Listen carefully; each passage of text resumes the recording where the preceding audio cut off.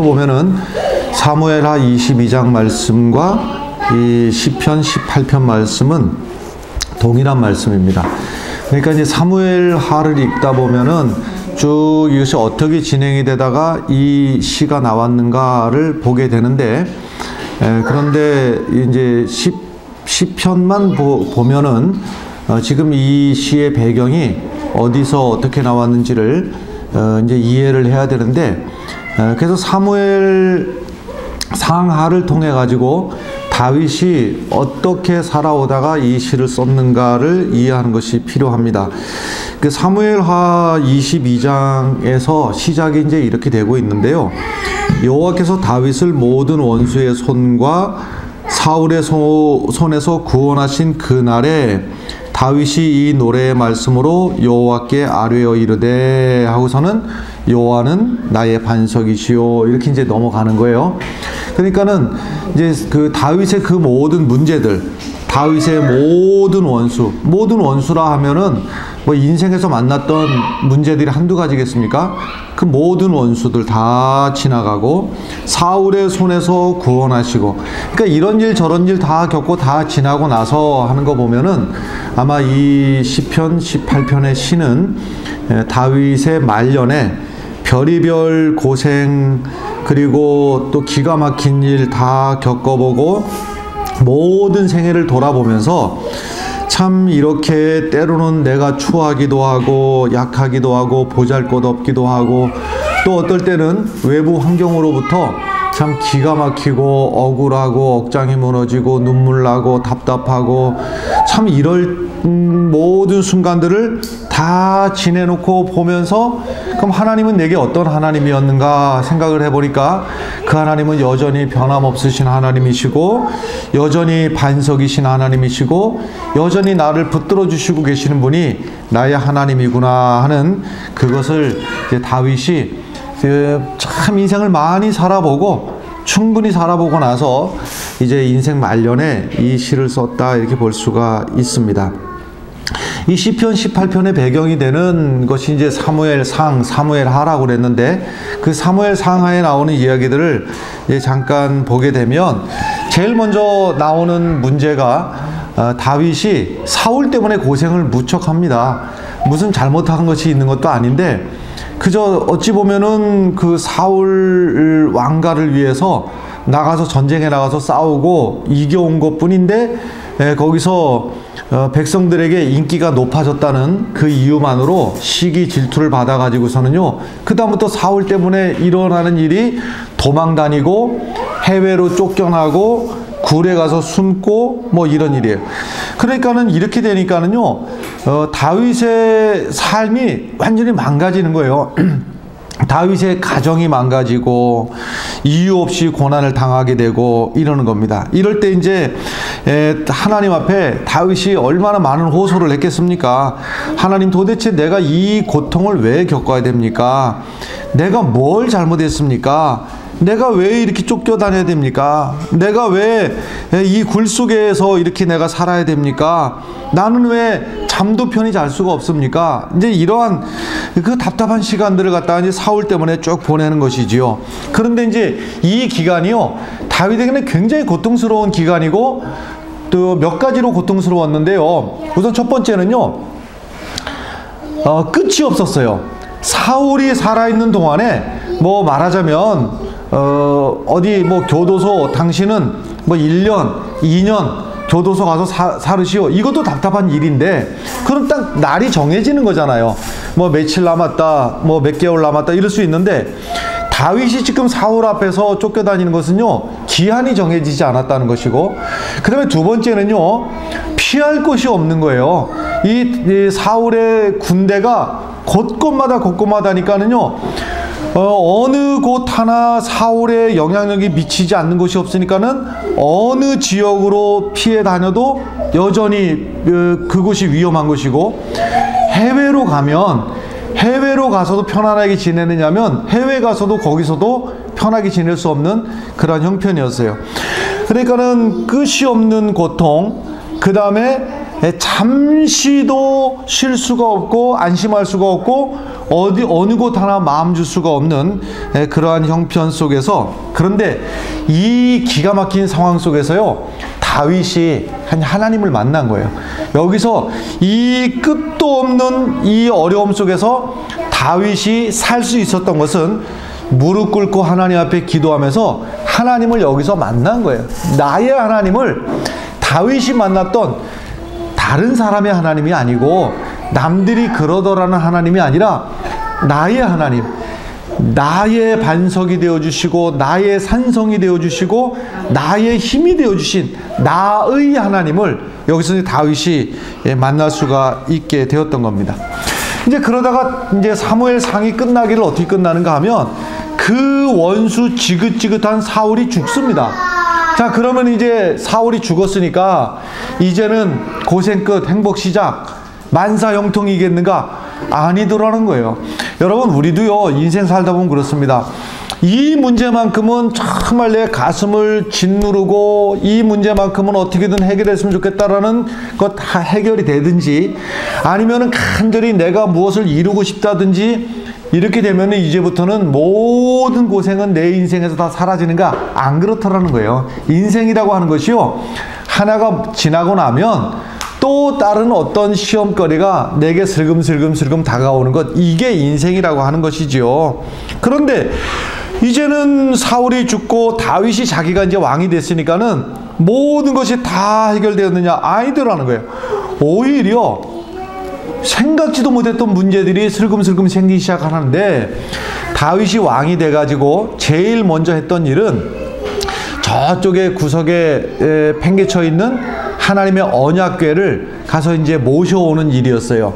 이것은 정치적으로도 12지파가 다 하나로다가 한 나라 한 민족을 이루자라는 정치적인 어떤 그 정치 행위이기도 했고, 또 한편으로다가는 하나님 중심으로 이 나라를 세워보자라고 하는 다윗의 신앙이기도 하고 그랬습니다. 그래서 이제 그 하나님의 언약궤를 예루살렘으로 모셔오고, 또 하나님의 언약궤를 가만히 보고 있자 하니까, 아니 나는 이렇게 백향목으로 지어진 좋은 왕궁에 살고 있는데 저 하나님의 언약궤는 이렇게 텐트 같은 것으로다가 천 같은 것으로 이렇게 덮어놓고 있단 말이죠. 그래서 안 되겠다, 하나님을 위해서 집을 지어야 되겠다, 이렇게 생각을 했어요. 그런데 이제 이 일을 하나님이 허락을 해주지 않으셨지만, 하나님을 위해서 집을 지어야 되겠다라고 하는 그 생각을 하나님이 참 복을 주셔서 하나님이 크게 칭찬을 하시고, 하나님께서 다윗의 그 위가 대를 이어가며 하나님께서 지켜주시겠다 하는 하나님의 축복의 약속까지도 이제 받아나게 되지요. 자, 그런데 이제 문제가 어디서부터 문제인가 하면 사무엘하 11장으로 오게 되면 여기서 이제 큰 걸림돌 하나를 만나게 되는데, 그 문제가 여러분들 잘 아시는 밧세바라고 하는 여인의 문제였습니다. 그래서 이 밧세바하고 부적절한 관계를 가지면서 여기서 다윗이 꼬꾸라지게 되는데요, 완전히 곤두박질하면서 넘어지게 되는데, 여기서 이 일로 인해 가지고 그 밧세바의 남편 우리아를 살해를 하고, 그런데 이 일이요 있고 나서 이상한 일들이 집안에서 이제 생겨나는 거예요. 이상한 일들이, 생각지도 못하고 예상치도 못했던 일들이 생겨나는데, 다윗의 자녀들 가운데서 서로 별의별 희한한 일들이 생겨나는 겁니다. 큰 오라버니 암논이라고 하는 아들이 자기 여동생, 물론 이복 동생이긴 합니다만은 자기 여동생을 성폭행을 하는 일이 생겨요. 아니, 이것이 얼마나 기가 막힌 일입니까? 같은 집 안에서 자녀들끼리 말이죠. 근데 이 일로 인해 가지고 또 이 성폭행을 당한 다말의 친오라버니 압살롬이 그 형을 갖다가 암논을 죽여버리는, 그러니까는 성폭행과 그리고 살인사건, 이것이 딱 무엇을 연상하게 하는가 하면 다윗이 자기가 했던 일, 밧세바라고 하는 여인과의 관계, 또 그리고 그 일 때문에 그 남편을 죽여버린 일, 이 일이 자기 집 안에서 다시 한번 재판이 돼가지고 일어나 버리고 만 것이죠. 이런 일 가운데서 압살롬이 아버지하고 관계가 이렇게 저렇게 해서 멀어지게 되고, 그 아버지를 이제는 죽이고, 자기가 아버지를 죽이고 자기가 왕이 되려고 쿠데타를 일으키는 일이 있습니다. 그런데 아들이 아버지를 죽이려고 하는 이 일도 기가 막힌 일인데, 그 아들이 아버지의 후궁들을 사람들 다 보는 데서 오히려 공개적으로다가 성추행을 하게 됩니다. 근데 이제 이 구약 시대에는 이런 것이 이제 관례였다고 그래요.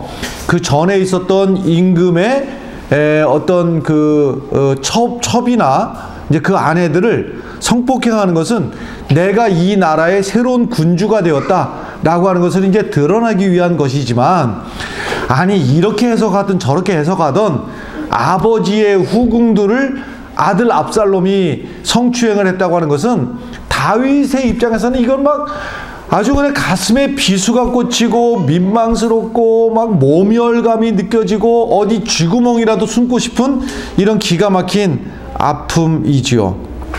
여러분 한번 생각을 한번 해보세요. 어떤 게 더 아플까 한번 생각을 한번 해보세요. 내가 기가 막힌 일을 겪는데, 이거는 남들이 알까 무서운 일을 겪는데, 그런데 이것이 남들이 다 알게 돼 버렸어요. 그런데 그 원인이 두 가지 중에서 어떤 게 더 아프고 어떤 게 덜 아플까 생각해 봐봐요. 하나는 내가 잘못하고 내가 실수했기 때문에 그 기가 막힌 일이 벌어졌고, 똑같은 일인데, 또 하나는 나는 이 일을 겪을 이유가 없는데 억울하게 이 일을 겪고 있어요. 그런데 이 일이 첫 번째는 내게 너무나 큰 아픔이고, 두 번째는 남들이 아는 것이, 이것이 너무나 부끄러워. 내가 지금 겪고 있는 이 아픔이 너무너무 부끄럽고 민망스러운 일이 가리고 싶은데 온 천하가 다 알게 돼 버렸어요. 근데 그 원인이 두 가지가 있어요. 하나는 내가 그럴 만한 실수를, 내가 그때 왜 그랬을까 하는 그런 나의 실수와 허물 때문에 이 일을 겪기도 하고, 두 번째는 나는 그 일과 도대체 무관하고 나는 이 일이 왜 일어나는지 난 이해할 수가 없어요. 이 1번과 2번 중에서 어떤 게 더 아플 것 같습니까, 여러분? 생각을 한번 해보세요. 내가 그때 왜 그랬을까? 내가 후회된다. 그래, 나는 이런 일을 당해도 싸지. 이렇게 생각하겠어요?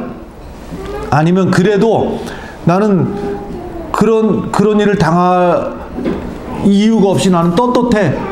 그러니까는 괜찮겠어요? 제가 물어봅니다마는요, 여러분 둘 다 아픕니다. 둘 다 아픈 거예요. 그러니까 스스로 생각할 때 내가 그때 왜 그랬을까? 내가 왜 그랬을까? 왜? 두고두고 후회가 되고 내가 잘못했다. 이래도요, 내가 겪는 이 아픔은 아픔인 거예요. 그리고 내가 이유 없이 내가 그런 일을, 도대체가 왜 이런 일을 내가 당해야 되나? 그런데 문제는요, 가리고 싶어도 가릴 수가 없이 온 천하에 다 중계방송이 돼버렸어요. 주변에 있는 그 목사님들이 제게 했던, 그게 꼭 맞는 얘기는 아닌데, 그냥 주변에서 홍 목사는 말이야, 이제 저하고 편하게 지내는 주변 목사들이, 홍 목사는 목회를 마른 자리로만 다니는 것 같아. 그게 무슨 소린가 몰랐어요. 그게 무슨 소리냐고 했더니, 목회하면서요 정말 기가 막힐 일을 겪는 일들이 많거든요. 목회하면서 뭐 지금도 그런 일들이 있을 것 같은데, 아주 가까운 데 있는 분에게도 제가 그런 얘기를 얼마 전에 들었던 것 같으네요. 우리 선배 목사님들 얘기 들어보면, 뭐, 목회하다가, 뭐, 멱살 잡힌 얘기, 그 다음에, 위에 옷까지도 입을 틈이 없이 와이셔츠만 간신히 걸치고 옆에 교회로 도망을 왔는데, 와이셔츠가 막 찢겨져가지고, 그 교인들에게 의도 맞은 거예요. 근데 그 의도 맞은 얘기들도요, 별의별 얘기들, 이거 제가 나중에 입당하면 이런 얘기 이제 못 할 거니까, 여기서나 하고 가죠. 제가 들은 것만 해도 설교하던 중에 뭐가 날라왔다는 얘기, 그 다음에 죄짓기 하는데 또 뭐 성경책이 날라왔다는 얘기, 그 다음에 뭐 멱살 잡힌 얘기, 의도 맞은 얘기, 뭐 별의별 얘기를. 근데 이제 그 가만히 생각해보니까 나는 특별히 그런 일이 없었던 것 같아요. 그래서 나 그런 일이 그런 일이 제게 없었어요. 제 주변에 실제로 목회한 적에 그런 일 많습니다. 이제 그러다 보니까는요, 홍 목사는 늘 마른 자리로만 다니는 것 같아. 그게 이제 그런 험악한 일을 겪지 않았다는 얘기예요. 그런데 세상에요, 그 마른 자리 좋아하시네 하는 생각이 드는 게, 내 일평생요, 내 일평생 주변에서 내가 그 교회 법으로다가는 이런저런 법이 있는 거를 알지만은, 그러한 일을 나는 현실에서 교단을 떠나서, 그리고 심지어는요, 그 목사가 내가 옆에서 볼 때도 같은 목사지만, 야, 우리끼리 편하게 다 얘기할게, 저 쫓겨나도 마땅하지 싶은 목사님도 그렇게 못합니다. 실제로 그런 일이 실제로 있었어도 그 교회라는 곳이 그런 일이 일어나질 않아요.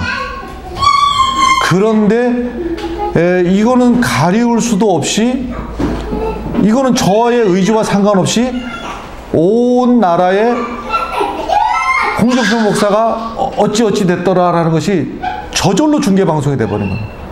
나의 의지와 상관없이 저기 구석진 조그마한 교회였으면은 모르겠는데,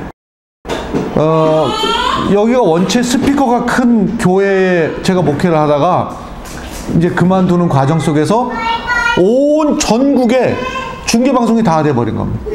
내가 가리고 싶어도, 근데 이게 이 민망함이 말이죠. 내가 지금까지 목회를 해오면서 이런 경우를 본 적도 없고 들은 적도 없는 이유. 그러면서 이제 소문에서는요, 거기 반드시 붙지요. 그 일이 그냥 일어났겠느냐.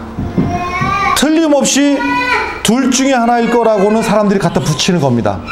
둘 중에 하나가 대표적인 거. 하나는 아마도 그 교회 여집사하고 무슨 스캔들이 있었겠지. 또 하나는 아마 재정의 목사가 손을 댔겠지. 반드시 붙게 돼 있어요. 왜냐하면 이것이 아니고서는 그런 일이 일어난다는 것은, 아니 그런 일이 있어도 그런 일이 그렇게 교회를 사임하게 되지는 않아요. 근데 그런 일이 있지도 않은데 교회를 사임한다라고 하는 것은, 이것은 해석이 되질 않기 때문에 반드시 옆에 붙이게 되어 있습니다. 그러니 이것은요, 민망하기가요, 그냥 두 가지가 동시에 당황스러운 거예요. 하나는 지금 온 교단 안에 별의별 소리들이 아마 붙어 다닐 것 같아요, 내 생각에요. 근데 제가 직접 들어보면 너무 속상할 것 같다고 확인을 안 해보는데 반드시 붙어 있을 겁니다. 아마 여러분들 궁금하시면 다른 목사님들이 좀 물어봐 주세요. 어떻게 돌아다니고 있는지. 그 또 하나는 그냥 개인적인 당황스러움, 남들에게 민망함과 내 스스로 당황스러움. 오늘 이 시편을 보면서요, 이 처음에 시작이 바로 참 속상하긴 합니다만은 다윗의 이 심정이 참 이해가 잘 간다. 다윗의 이 시에 다윗의 이 마음이 이해가 참 잘 간다. 1절의 말씀을 같이 읽어보겠습니다. 1절의 말씀 읽습니다. 나의 힘이신 여호와여, 내가 주를 사랑하나이다. 아멘. 제가 어떻게 해볼 도리가 있었을 것 같으면요, 어떻게 했을 거예요. 이 사람 붙들고 뭐 사실은 말이야 내가 좀 억울한데 또 저 사람 붙들고 사실은 그런 일 없어. 그냥 나는 억울할 뿐이야. 또 저 사람 붙들고서는요 여차저차해. 아무개가 나쁜 놈이야. 제가 이렇게 했을 거예요. 근데 이게요 폭탄 터지듯이 빅뱅이 돼버리고 나니까는요 누구 지금 이 전국에 있는 이 교단의 목사님만 하더라도 지금 수천 명인데 여기서 누구 한두 명 붙들고서는 얘기를 해봐야 어차피 소용이 없을 거예요. 그러니까 제가 단 한 명에게도 제 마음과 형편을 얘기를 안 했어요. 방법이 안 돼요. 방법을 어떻게 할 수밖에 없었는가? 이거는 저의 의지와 상관없이 하나님을 상대로 할 수밖에 없었어요. 방법이 없는 거예요. 그 수천 명의 목사님을 제가 어떻게 다 붙들고서는 얘기한다고 될 일도 아니고 제가 설명한다고 그것이 설명 스스로가 설명이 되지가 않아요. 이 기가 막힌 이 상황이. 그런데 하나님 앞에 엎드려서 내 평생 이렇게 하나님 앞에 잠잠하게 기도한 적이 있었는가 싶은 정도로 나의 영혼이 잠잠히 하나님만 바라며, 이 말씀이 무슨 말씀인가를 알게 되는 거예요. 하나하나 설명해서 될 일이 아니니 하나님 처분만 바라보겠습니다. 그러면서 결국은 내가 믿을 것은 나의 힘이신 여호와여, 하나님만이 나의 힘이시고 하나님밖에는 방법이 없다.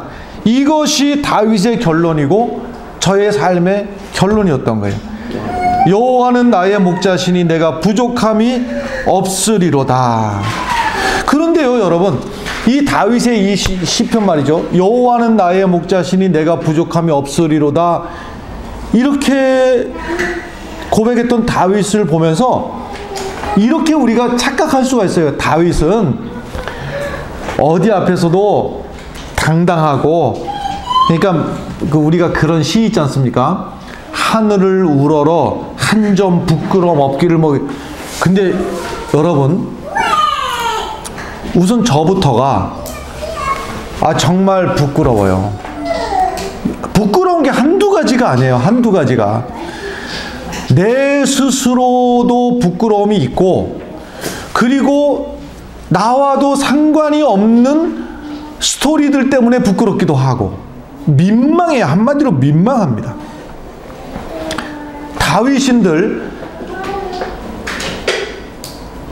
여호와는 나의 목자시니 내가 부족함이 없으리라. 다윗이 늘 승리만 하고 늘 그냥 의롭기만 하고, 늘 다윗은 그저 그냥 한 점 흠도 없이 그렇게 살아왔기 때문에 여호와는 나의 목자시니 내가 부족함이 없으리로다 이랬는가? 아니더라는 거예요.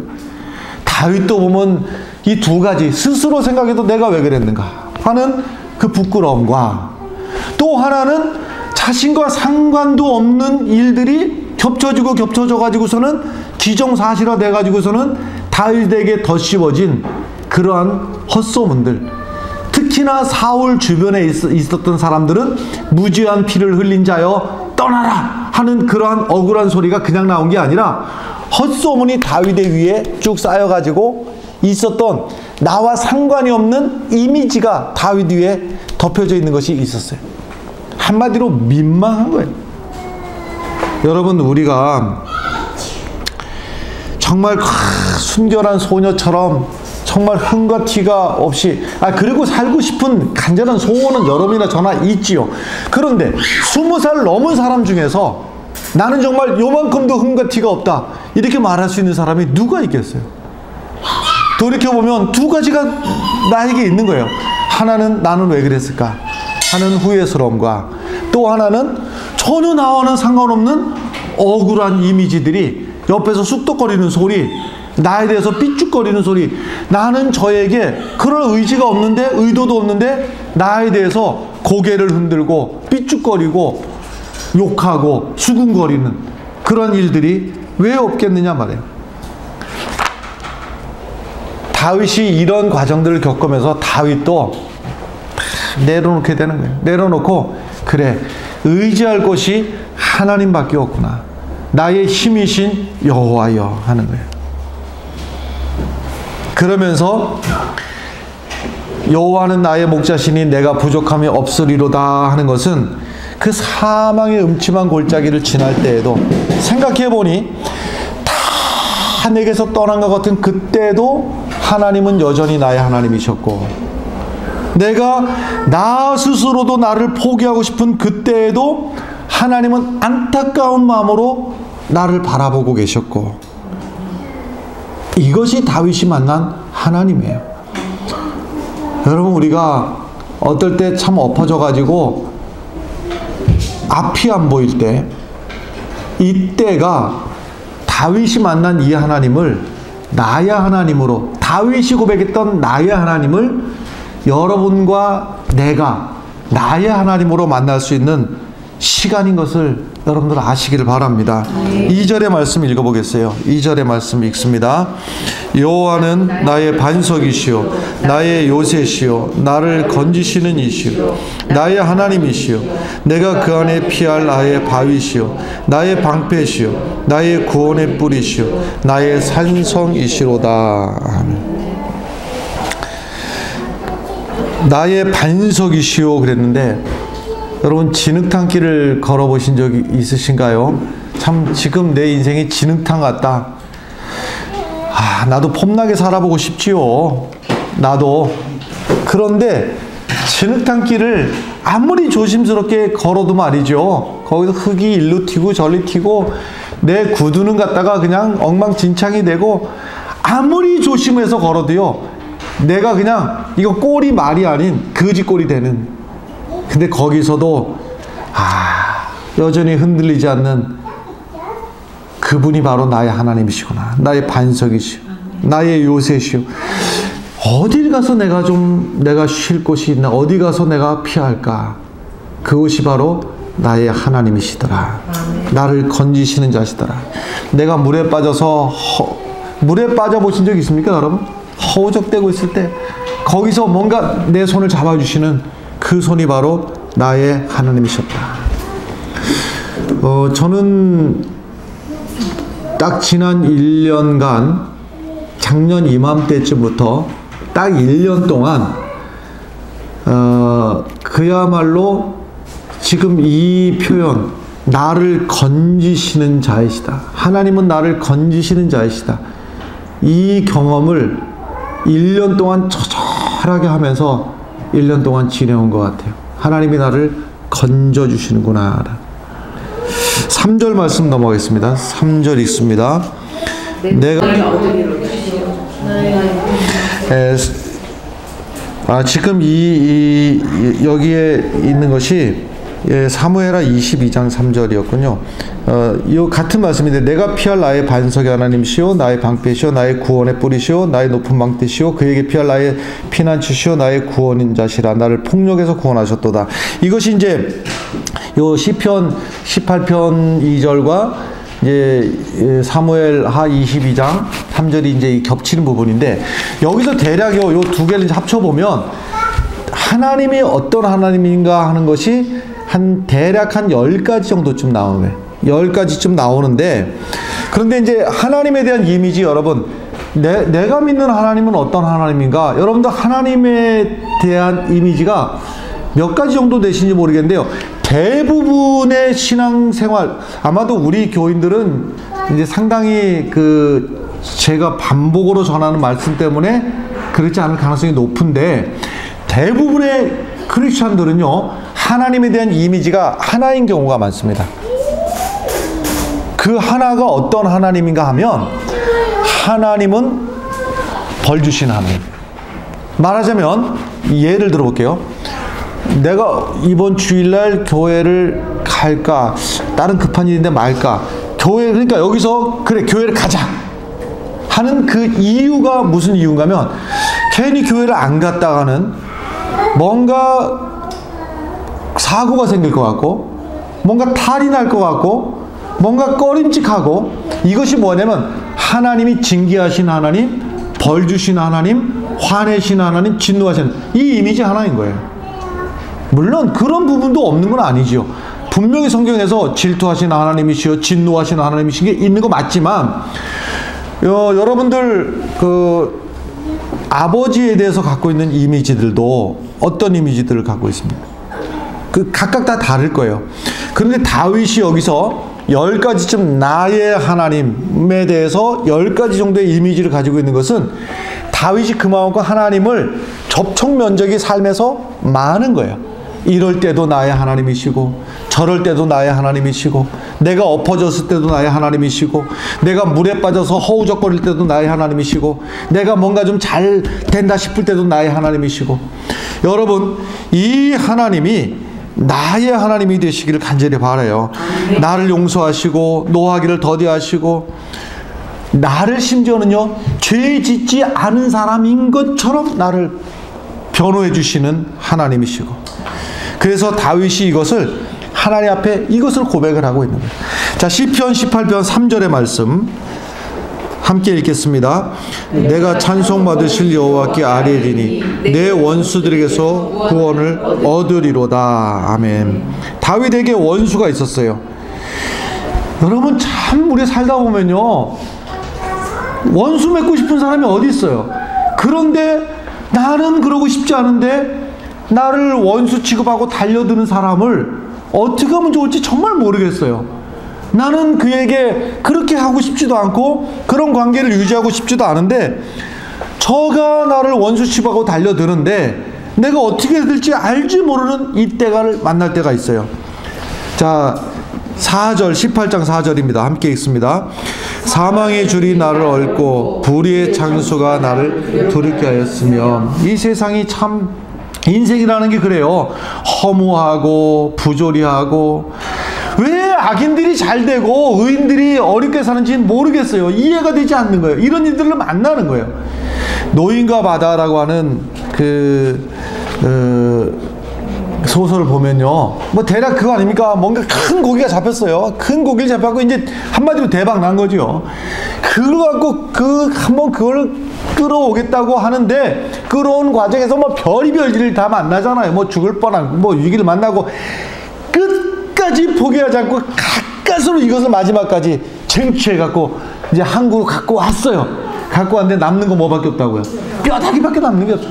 근데 사실 보면 인생이라는 게 그런 거예요. 인생이라는 것이 나의 최선을 다해서 살아볼 때 그 결과가 정말 의인이 흥하고 악인이 망하는 꼴을 좀 보고 싶은데, 그런데 결국은 보면요, 내 최선을 다한 결과가 뭐냐면은 남는 거는 뼈다귀밖에 없는 것이 내 인생이라고 하는 것이에요. 어떨 때 그렇습니까? 여러분, 우리가 세상에 대해서 무엇인가를 이루려고 해봐도 그 결과는 뼈다귀밖에 없는 거예요. 이럴 때에 결국은 나의 힘이 되신 여호와예요. 하나님이 나의 하나님이시고 내가 마지막 의지할 것은 그 하나님 하나밖에 없다고 하는 사실을 믿으시기를 바랍니다. 자, 6절까지만 하고 오늘 말씀을 7절까지만 하고 6절 7절을 함께 읽고 오늘 말씀을 마치도록 하겠습니다. 6절 7절 읽겠습니다. 환난 중에서 여호와께 아뢰며 나의 하나님께 부르짖었더니 그가 그의 성전에서 내 소리를 들으시며 그의 앞에서 나의 부르짖음이 그의 귀에 들렸도다. 이에 땅이 진동하고 터도 요동하였으며 그의 진노로 말미암음이로다. 아멘. 그러니까 다윗의 이 시편, 이 50편 길게 읽었습니다만은요, 여기 이제 이 뒤에부터는요, 8절부터는요, 하나님이 다윗이 여기서 엉뚱한 짓 했더라면요, 다윗이 해결이 안 돼요. 근데 그때마다 다윗이 누구에게로 향했는가 하면 하나님께로. 나의 하나님이시요, 내가 믿고 의지할 바는 하나님밖에 없습니다. 이럴 때 하나님 표현도 재밌어요. 여러분들 집에 가서 이 8절부터 다시 한번 50절까지 읽어봐봐요. 코에서 연기가 오르면, 그러니까 하나님이요, 여러분 우리가 막 화가 나면 코에서 막 더운 바람이 나가는 걸 느끼잖아요. 하나님부터가, 제가 속된 표현하는 거 이해하십시오. 하나님부터가 열받는 거예요.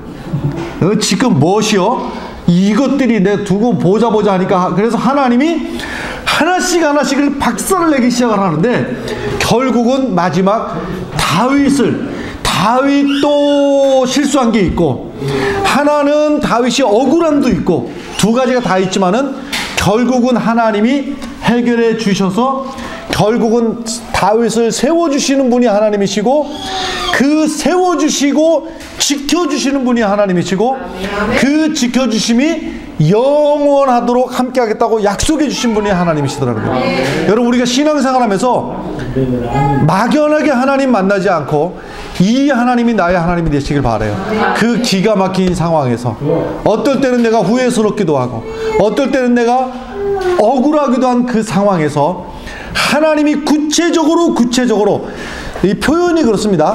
하나씩 박살내 가는 것, 하나님이 하나씩 해결해 가시는 것, 하나님이 하나씩 손봐 가시는 것을 여러분 다윗처럼 우리도 경험하면서 그 하나님을 의지하며 승리하시는 여러분들 되시길 바랍니다.